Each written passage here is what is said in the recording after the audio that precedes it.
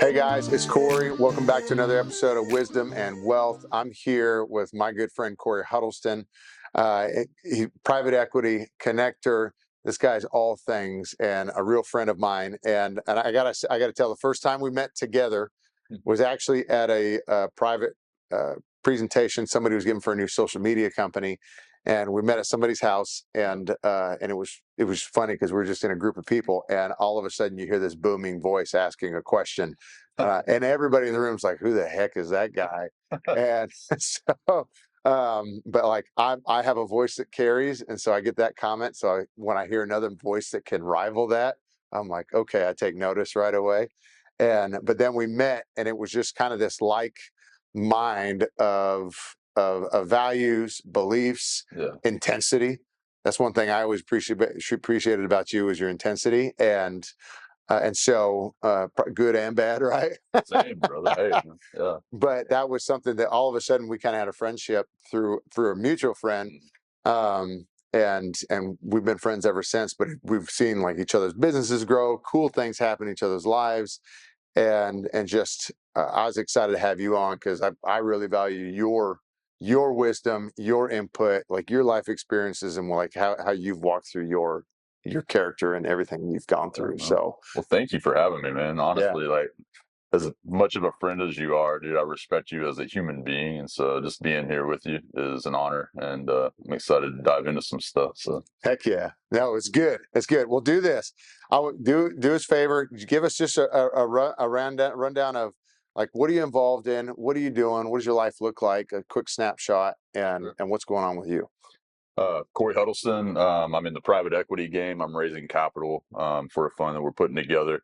Also put together Coalition X, as you know. We just had y'all over there. It's a group of professionals in the DFW market. Something I really feel, I think about things a lot in terms of where we're going as a country, and how do we really get to the heart of things, right? So Coalition X really became an answer to that, and it's really nothing more than like power brokering or setting up a network type scenario. And like I'm connected to a lot of people all over the world, different parts of the country and things like that. And I really feel like the opportunity, if we really do seek change, right, or impact, I prefer that word better than change, but if we seek impact, then we got to start where we are. We think we're getting so drugged around by social media and the way that that's impacted us as a society to want to just be known by everybody, and it's almost like if you don't have any followers, there's something wrong with you. Yeah. And it's just not true.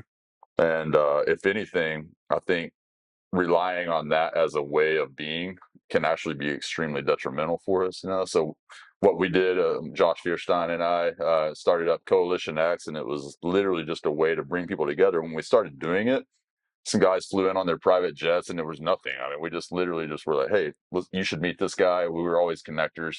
Um, Ended up being about $15 million worth of business went down in that first meeting, right?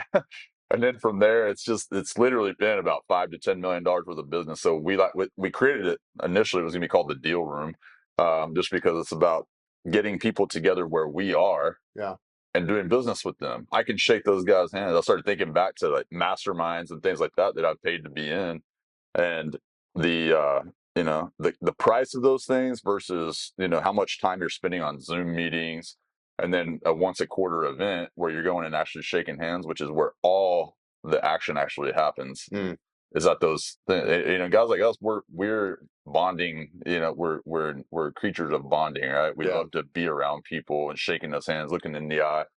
And that's what Coalition X allows us to do, is to do that with people that live in our area who are up and comers, and provide an opportunity for them to coalesce with each other and do deals. And if we make something off of it, that's cool. If we don't, that's cool too. It's really just about, using that as a marketplace ministry tool, and, making things go forward. Well, I like the meaning. Tell about the meaning, Coalition X. What was that one? The what? The meaning.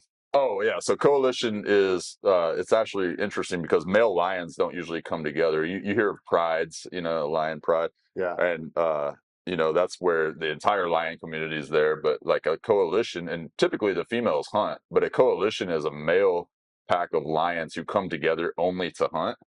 And then the X stands for a force multiplier. So it's about how do we help take what you're doing and then add fuel to it. So that's really what it comes down to. I like, well, so what was funny to me the first time I heard that, Hmm. what was really neat was like, when multiples show up, I start paying more attention, Hmm. right? And where one time it's easy to dismiss, multiple times I'm like, all right, what's Yeah. the pattern? And I had my mentor in my business. She had actually sent me an email because I told her about a recent win that we had that was really cool from one of our new advisors on board, and she had used that term. She was like, she was encouraging me in that, and she was like, you are becoming a force multiplier in the business. I love it. And I was like, and then when you doubled up on that with Coalition X, I was like, oh my gosh, what is this? What's happening right now? Yeah. So it was just really cool. But I appreciate that because I feel like, and maybe you can speak about this, but we got an issue, especially with a lot of young men in this world where they're losing a vision or identity in themselves. And we see this with suicide rates, with depression rates, with a lot of people in our young adults, period, but especially with our young men, that we need to be strong. And we can go a lot of different places with this conversation, but especially for having a strong group of high character, high value guys who are going. And so the one meeting that I went to that I thought was really cool was, Josh got up and he was like, listen, if you're just a taker, you're out. Hmm. If you bring bad deals, you're out. If uh, if you cheat on your wife, you're out. Yeah. And I'm like, and he was like, because you cheat on your wife, you're going to cheat on your deals. And Absolutely. I'm like, man, I'm nodding. And I just met this guy, and I'm Yeah. like, I like this. I like people who are convicted like that, All right. right? Yeah. And because there's truth in that. And I mean, if you're willing to cut corners in all these other little areas, or in such a big area that is like your number one partner in life, you're going to cut a corner on that. How much more are you going to cut in a relationship that's not near as close to you? Yeah. And so I really appreciate that because young guys need to hear that stuff. Yeah. And that's, I think that's Shoot, like, old guys too. I mean, yeah, it's interesting. I mean, that you bring that up. I mean, we've talked a lot about the type of group that we're building, and as I get more sophisticated in the business world, and have more deals that we've done, the more I realize the value of architecting the relational, equity of your life, meaning that the types of people that you allow into the internal part of your life. And it doesn't mean that you're hedging people out. It just means that you're not giving them access at certain levels. And to me, business is one of those personal things on the internal parts of it, right? You can do business with anybody almost, depending on the level of business that you're doing. You can sell a product to anyone. But at the end of the day, when I'm talking about, hey, I'm going to let you in on things that I'm struggling with, or things that I have a vision for, or things like that, I'm not just going to willy nilly just go throwing those things out there. And I want wise people around me, and so an experience too. But it doesn't always have to be the experience. The wisdom, the true kind of wisdom that's not necessarily man centered, yeah, because everybody's got an opinion, right? And they all think it's right. yeah, So, but true wisdom is timeless, and it doesn't matter who's saying it necessarily, because we recognize it when we hear it.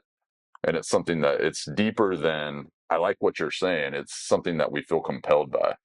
And I think that's where, with Coalition X, we're really trying to manufacture that as much as possible. We want to leave an essence of, um, just see what God does in it, but at the same time, being like, we know that I don't want to be with people who cut corners, or who they're not convicted, they don't live by those convictions in what they do, and who they say they are, or anything else. And it's kind of like, I think honestly, what you were talking about with the young men and that struggle, I think about this all the time. And I'm very active in the lives of men. We have a father son group that we do every other Saturday, with actually quite a few business leaders and things like that as well. But they bring their sons, and we go out and we teach them SEER training, which is survival, evasion, resistance, and escape. The guy that runs that with me is a former Army Ranger, so we've got that in the books. But we focus on identity a lot, because identity is such a critical aspect of that.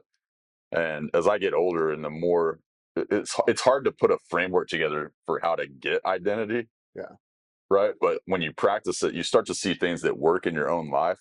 And the closer I get to understanding it at a pure form, the more I realize it's about living by example. Mhm. It's not about what we say, from the pulpit. It's not about what we say from behind a desk or on the phone or in a Zoom call or anything like that. It's about literally how we live our lives when nobody else is looking. Yeah. And that's what people are drawn to. And so, we can say, hey, bring us bad deals or if it's consistent, like if Right. something flops, it's not always that, an ill intent there, but being the kind of man who lives the life that we say, and then recognizing it's not even just because that's how we want to live, it's also because we know that we're leaders and we walk in that and people are watching, whether we know that they are or not. Well, talk about that. So like I like that conviction, right? But like what tell me like who in your life started that for you? For Like me, where did this come from you? a Right? great question, actually. I've thought a lot about it. I think, Chad Hennings was a big one for me. Like that was a guy who really impacted where I was at that point in my life. He was played for the Cowboys, obviously, for those that don't know, but he had a group called Wingman Yeah. Ministries. And I was volunteering a lot. I was married and everything. At the point, at the time, I didn't have a kid, but I was struggling in marriage and I was, serving a lot and trying to figure out life and business. And just being around Chad, it wasn't necessarily what he said, it was who he was. I mean, the guy was just a true leader, and you could see it. I flew A-10 Warthogs in the military, in the Air Force, and how he got in there, I have no idea. But, and he was just a cool guy. He didn't let anything go to his head for a guy that's won 3 Super Bowl champions. And, he's probably the closest thing to Captain America I've ever met, the real version of it. He was super humble and he was always willing to have a conversation with anyone. I ended up becoming really close with him. We built Wingman Ministries up, and I was there with him in the walking, like a Timothy to the Paul, right? Yeah. And in that way, it was interesting because I got insight into who he was as a man that really inspired me to live like that, and just the impact that he had on the world around him because of maybe some of the accolades that he had, but also it wasn't just that. It was literally who he was, and I'm not saying he was perfect, right? Because nobody is, but it was just for a man to go to battle and build, a successful real estate company and to have made it, as a premier athlete, like you in the NFL, and to go on and be in the military and to just serve and serve and serve, and that's just who he was, or is, from everything that he does. And I think that to whom much is given, much is expected. Yeah. And so when you see that on someone and the fact that they're living it out, and even if they have a misstep or, slight, if they're not out cheating on their wife or whatever, but uh, doesn't matter, because we have the wisdom to see how great that person is and how they're living their life by example. And it made me want to live my life like that. Yeah. But I think a lot of my drive to want to become that really stemmed from what I didn't have, in that regard growing up, So my dad's passed away now. He passed away in 2020, but like growing up for me was really interesting because I saw in a lot of ways what being a man wasn't supposed to be like. And some good ways too, don't get me wrong, it wasn't like that. But from my grandparents, all divorced, on Mhm. all sides of the family pretty much. And my mom's dad, I never knew who he was. Like whenever they were born, like, she was one of five, the youngest of five, and her and my aunt were twins. Okay. And so when they were born, he took off and left my grandma with five kids to raise on her own, and so they grew up in abject poverty. So I heard, all the stories about eating mayonnaise sandwiches and things like that. That was just, and I always was wondering, like, why would a guy ever do that? They just do, and then it turns out later he ended up having a whole other family of five people up in the Northwest, left them, and then went to another. He just, you know, the guy had some demons, Yeah. So, but I saw all the things and what like toxic masculinity. Like that term's very thrown Yeah. around That's nowadays, a loose term. but this is like that. You know what I'm saying? Yeah. I saw what that does to generational, you know, uh, to generations and things. And so I didn't know what the answer was to not do that, but I didn't want to be that. And so I always was looking, and when you've traveled around and you've met a lot of people, you start to realize there's actually not a lot of people out there who truly live their life the way that that people should, so, or men should. So It I get this, especially as a former athlete, a former player. You get a lot of people like Cowboys, and there and there's lots of situations where I get like a single mom, hmm and she'll be raising her boys or her kids or yeah, something, but especially her boys. I'll get this question a lot, and she was like, man, he's either struggling with this or we have XY going on, and um how do I help this guy, right? yeah, How do I help this, especially as a single mom? I go, and my number one is always get him around strong men. yeah, And because of that situation where, like, you've been through a divorce or broken parents or mhm, marriage or something like that. Like, there's going to be tough things that come out of it, right? And sure, you either end up like that, or you usually go the other way.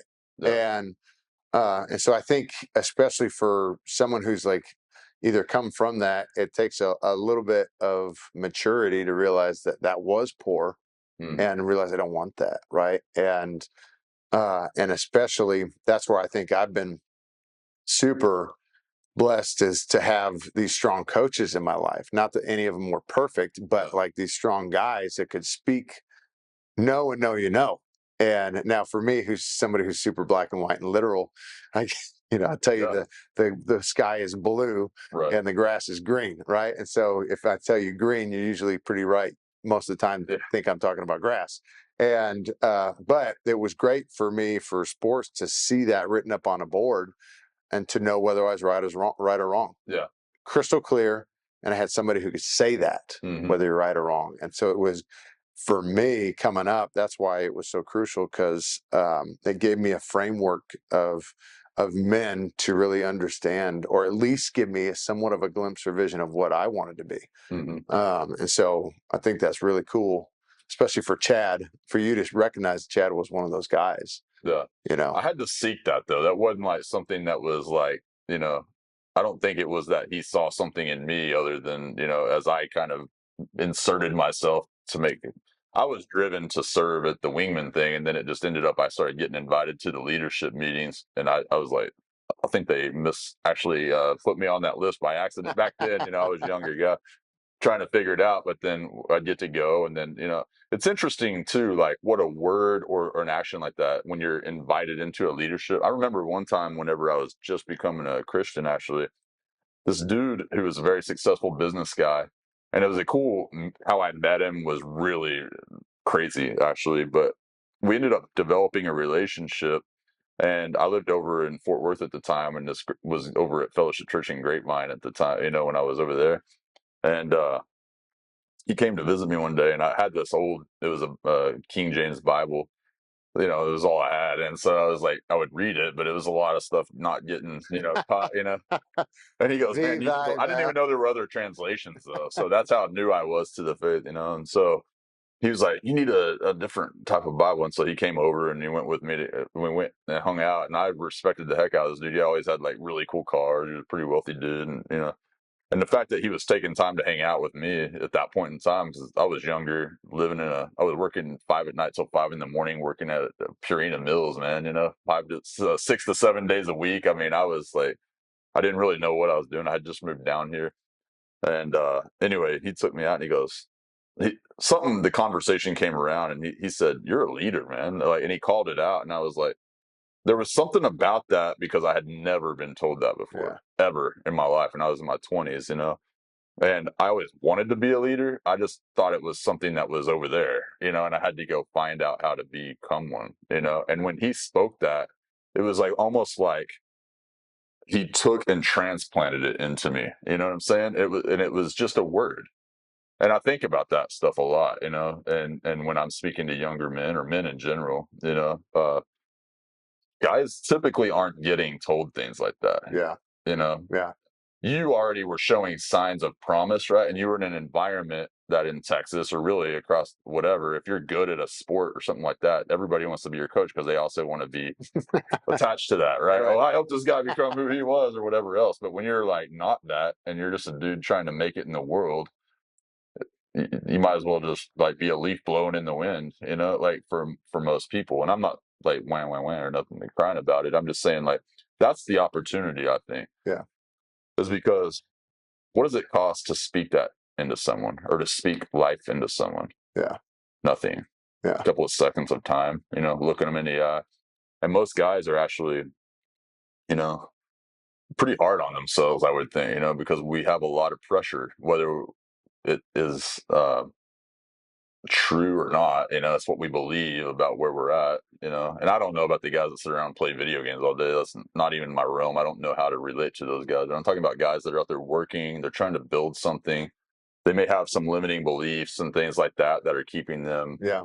their identities out of order. Like they don't really understand who they are or what they're capable of or what their God-given identity is, right? So they walk around looking all the time for someone to teach them, to coach them. And it's interesting because there's so many capable people, I think, out there that could be amazing mentors, but they're so wrapped up in their own worlds that they never even think about it. And mostly what I hear from men is, it's not my place to go do that.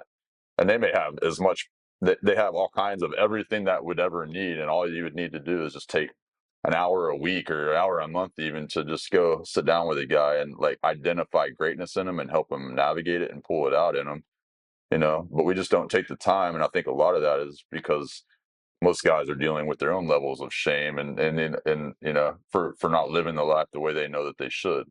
I think there's a lot, lots of layers there, right? But I man, something that I relate to, especially in our business, is to me, a lot of situations is right player, wrong coach, Mm-hmm.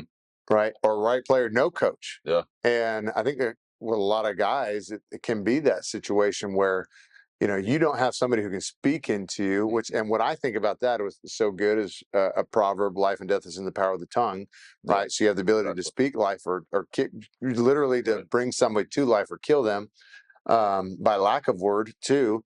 And, but also the saying that we hear a lot is the grass is always greener on the other side. Yeah. Right. And so we jump companies, we jump relationships, we jump all these jump all these lines to get the greener grass. But at some point, only to realize the grass is not greener on the other side. It's green where you water it. Yeah. And so what I love is the guys that take that responsibility. But if we can essentially get them in our business, I talk about Alex Smith a lot. If you remember that quarterback, he was first round pick out of Cal to the 49ers and was going to be amazing, right? But his first 4 years in San Francisco had 3 or 4 different head coaches and coordinators, QB coaches, and everybody thought he was a first round bust, right? Well, it wasn't until Jim Harbaugh, head coach, who's a player, true quarterback coach, comes in, gets with him. All of a sudden, this guy's a player again. Then he goes to Kansas City with Andy Reid, who's a true quarterbacks coach, and he makes a Pro Bowl. So, okay, this guy's first round draft pick was not performing up to his and other people's standards in the first 2 or 3 years of his playing career. Everybody considered a first round bust. Was it that he's not made to play football? Or was he in the wrong situation? Now, all right, guy's attitude plays into that, but to me, I see a lot of people are in the wrong coach situation. Yeah. Because how important is a coach in your life? It's huge. Yeah. So it's the mentor, whatever, teacher, whatever you want to call it, right? And so I'm like, if you get with the right guy or right somebody who can just drop a word, Mm-hmm. you're a leader. So what do you think was the difference there? Like, I mean, between having all of those coaches, I mean, these coaches aren't schlubs. I mean, if they're in the NFL, I mean, they're obviously the best of the best, right? And then he goes through all of those and then goes to the one. Like, what was the difference between him and all of those others in your mind? Well, I mean, to him, it was just getting with the right coach. What was With that the guy. thing he did differently? Or why was it the right coach, Well, I think the right coach knows how to speak that into you a little bit or pull it out of you, right? Yeah. Like you have the right makings. I can't give you the makings. You Right. have the makings, right? But it's like, okay, can I identify your strengths? Maybe you're playing to your weaknesses and you don't even realize it, right? And so how do I pull your strengths out that are natural to you and build on those? Because that's how we do. That's what they've done a great job with Patrick Mahomes in Kansas City now. But like, that's what I see with people is like, okay, no, let's make sure there may be, you got to manage your weaknesses and emphasize your strengths. Yeah. And it's basically take what you've been born gifted with And everybody, when they get a report card that comes home and you have all A's and B's and one D, what's the focus? It's on the D. Yeah. Well, okay, bring the D to a C. Just make it manageable. Right. That's it. But focus on the A's. Right. Because that's where your natural gift set is, and that's where your biggest ROI is going to be in effort and investment. Yeah. And so go to those spots. And so that's what I think with him is I wasn't intimate into that relationship or that meeting room, but I'm willing to bet those guys were able to pull his strengths out and manage them more effectively and just expose that. That's so good. It is truly like that. I think that's the thing. Kind of goes back to what we were talking about earlier, but being the kind of guy who doesn't just see somebody faltering, and I see this a lot, like when people talk about millennials and stuff, and it kind of drives me crazy, honestly, because I'm like, you make fun of millennials, but you're the one that created them. So why don't you turn that finger back about it yourself? Because that's a lack of leadership, not from them, but from the person that's supposed to be developing them. Right. And it's not that hard if you really think about the fundamentals of what it actually means to be able to get along in this life. It's not a lot, right? So I use it like with this father-son group that we built out. We call it intentional men. And I'm not trying to confuse everybody. This is something we just do every once in a while. It was a way to get my son out, because I saw that all of his friends, he's 12, they all connect over video games, right? Yeah. And honestly, the kind of kid I was seeing him become whenever you let him just play it every day and all that. And it's like, I don't know what it is about that, but it was like, it's just different, and it wasn't a good thing that I saw. And so when I started limiting that and then basically creating an environment where he wasn't alone, right? Because it was hard. Otherwise, all the kids are on that. How do you get them out? So I went and I was trying to think of a solution. We ended up creating this, and this was a way to get the boys out and give them knives and axes and teach them how to build fires. And you should see how you do it. It's like 2-year-olds all the way up to 17-year-olds running around with knives and axes with huge smiles on their face, and nobody's on their phone. We're in the middle of the woods, doing things. But we also talk. So we talk about body. It all really starts with their identity, right? So identity is like the crux of it all. So who do we believe that we are? And a lot of us think that, well, I just am who I am, right? I hate that saying. It is It means absolutely nothing. limiting. It's totally like, and all the things, the flaws about you are part of just I am who I am, and it's like, it's not even that we're not going to have flaws, but it's not accepting that as a reality, because it's not who we are. So I remember one time I was walking my dog. I had this 85-pound American Bulldog named Amadeus, man, and I'd walk that dog every day. And it was some of the most cathartic, time I ever had. So I'd just talk with the Lord and stuff. But I remember one day I was walking him and I heard, what if everything you think you know is a lie? What if everything your grandma told you, your dad told you, your mom told you, and everything you learned in school, your pastor, or anything? What if they all lied to you, and if it wasn't a lie, it was a half truth? Would you still choose to believe it? And I was sitting there like, dang, man. Like, I mean, that was the day I actually experienced real freedom, by the way. Because when you allow yourself to say, no, I'm not going to believe lies or half truths anymore in my life, that means everything I believe is on the chopping block. Because I only want to know truth. Yeah. So we get so busy and just trying to survive, that we don't question things. We just kind of accept them. And it's like, well, everybody I've always known drinks, Cokes all day long, or they do this, or they don't work out, or or they believe, that aliens are coming down out of the sky, or whatever it is, and maybe that's true, maybe it isn't. I don't know, but at the end of the day, I'm always going to assume it's not until it's proven to me that it is. Right. And so I want my life to be based on truths and not half lies and lies. Right. And so if we allow ourselves to walk through that, it's actually one of the most damaging things, and it's funny because I'm actually writing a book right now on this whole subject. But think about like when Mike Tyson, there's a variation of it. I think he said punched in the mouth, but everybody has a plan till you get punched in the face. And I was on a podcast and this guy was interviewing me about it, and I mentioned that to him. And then he said it in the way that Mike Tyson would say it. And he said, everybody has a plan to get punched in the face. And I was like, punched in the face, bro. Like that is like, getting punched in the face. I've had it done, it's when I was younger, and I used to ride bulls and I was a little bit more rowdy and all that stuff, like that's overcomable, Yeah. Yeah. That nobody wants to touch that. Yeah. You know what I'm saying? Like you're That's gonna your break belief. everything I've believed since the day I was born, and everything is you're gonna tell me it's a lie. I can't handle that. My ego won't allow me to handle that. Yeah. Until you decide that you don't want to be lied to anymore. You don't want to be a vessel like a Jenga board. You know those giant Jenga games? Yeah. Yeah. Like now imagine Don't each be one of lied those to. little pieces of wood being a truth, a half truth, or a lie. You know, So what I take away from that is don't be afraid to challenge. challenge everything Right. you think you know, and it's okay. Even your faith. Ask why. Even your faith. Yeah, Yeah. it's like you get into it, and then you start to really dive into like what is real.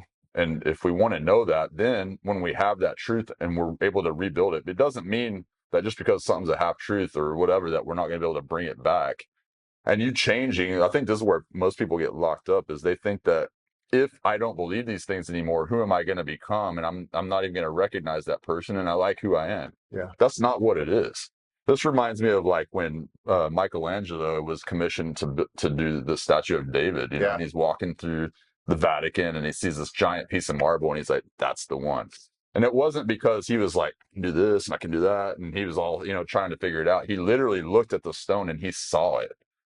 And every chisel and hammer stroke was him revealing what he saw, not or it was really revealing what it already was. It wasn't him trying to create some masterpiece. He was just letting it out. He was chiseling away the parts of that stone that weren't the David statue, and I think that that's the goal ultimately. It's like, why would I ever want to have these sharp, jagged edges over here that are not helping to reveal that beautiful masterpiece? Yeah. That is our life. I like that story. It's and we'll close it out. But I like that story because there's actually if you ever know this, if you probably know the story about how he actually he dug up dead bodies in the middle of the night to study, Yeah, which was illegal, obviously. yeah, But he did it in poor cemeteries. yeah, But at that time when there were no lights, right? yeah. But he did it under candlelight, dug up cadavers, Yeah.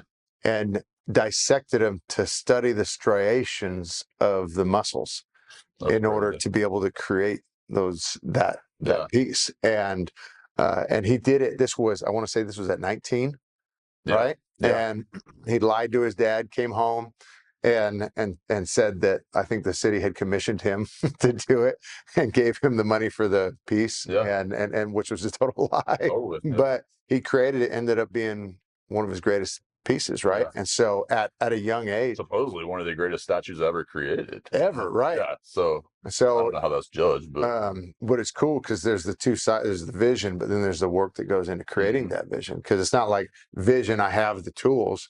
It's vision, and then that guides the tools to creation, right? And so I think it's a really different cool type of vision, though. Like, like when people have a vision, like everybody wants to be rich, right? So Yeah. it's like, I want to be a billionaire, I want to be a trillionaire. I meet them all the time, right? And it's like, or even just a millionaire. There's nothing wrong with that, right? But it's like, why? Like, what is that going to do? Like, he wasn't doing it because he was compelled by this desire to be known, as far as I know. Nobody's going to go dig up dead bodies and risk going to prison or potentially maybe getting killed for that. I don't know how they handled them. What? Maybe on TikTok these days. Yeah, exactly. But if you're to the point where you're out digging graves up so that you can study muscle striations, and then you're out there and you're putting that much attention into creating something that lasts hundreds of years, that's still one of the most stunning sculptures ever created. There's a compelling or I don't know if it's compilation, whatever the word is. Yeah, there's something there that's way deeper than you just wanting to be a sculptor. Yeah. That's awesome. And I think that's really the goal, is like, how do you find that? And that's really frustrating for someone. A lot of these young guys, like when you talk about that, they don't have the skills. They haven't done anything to develop the skills, whether by just not knowing or not having somebody to help develop those things. But it's not an excuse, because I hear it's the case for socialism. I was poor. This is always the case. I was poor. We were growing up and didn't have anybody. Like, I just didn't have the same luxuries as some other people have. And I just think that that's not right. And we need to be coming alongside each other. And it's nice and cute and sweet and all that stuff, but it's very childish, right? Because as we realize as men, as we get older, it's your terms. You go set the stage for what that looks like, and the Lord is with you, right? So it's like, I'm going to go out and I'm going to learn skill sets. It took me a while to understand this, if I'm being honest, for myself. But once I understood how to get out there and develop relationships and how to develop the skill sets that are necessary, and what are those skill sets, and so I call it body, being, balance, and business. So, man, make sure your body's what it needs to be, like, because you're either going to be the guy who's hiking to the top of the mountain and gets to see the things that very few people on this planet will ever get to see, like a sunrise or a sun setting over a mountaintop, and the adventure that goes with that, or you're the guy who couldn't get up the mountain, sitting at the bottom looking up and wishing you could, only imagining what you're missing, right? Your being is your relationship with the Lord. Like, but who are you? You know what I'm saying? It's also like your philosophies and your core values, like, in all of that is creating a framework for how our mind is interpreting the world around us, and how we engage. And then your balance is your relationship with other people. Way too many people are passive relational people. I architect my relationships. You think about where you want to go, and then who do I need to know along the way? I like being around awesome, imaginative, like kick butt people like you. I mean, dude, that's why we get along. So it's like, dude, we do share a lot of that same zeal and passion and stuff, but you're also really smart. You're out here building people. You care about people. You care about, like, this podcast is proof that you want to make an impact in the lives of other people, and you have the capability to do it and the relationships to do it. So you're putting yourself out there and making an investment in it, right? And then business. How do you make money? Yeah. That's how I raise my kids. Yeah. Literally those 4 things. That's all I focus on. Well, do that. We got to close it out. But what's tell me if you had tell your 10 years, 20 years younger self something that's a no-brainer today that you wish that you could tell yourself 10 years ago that you should have started. It's all about people. It really is. Like, 100%. You cannot build things alone. You think you can, and you think you are, and it's not a matter of like like when Obama was talking about, you didn't build that. That's not what I'm talking about. Yeah. I'm talking about learn how to articulate your vision, to bring people into it, to walk in that, to have faith in that the Lord's going to provide, and that you're going to have the ability to go after it. Like, don't, even if you doubt yourself, just know that that's just a fake thing in there trying to hold you back.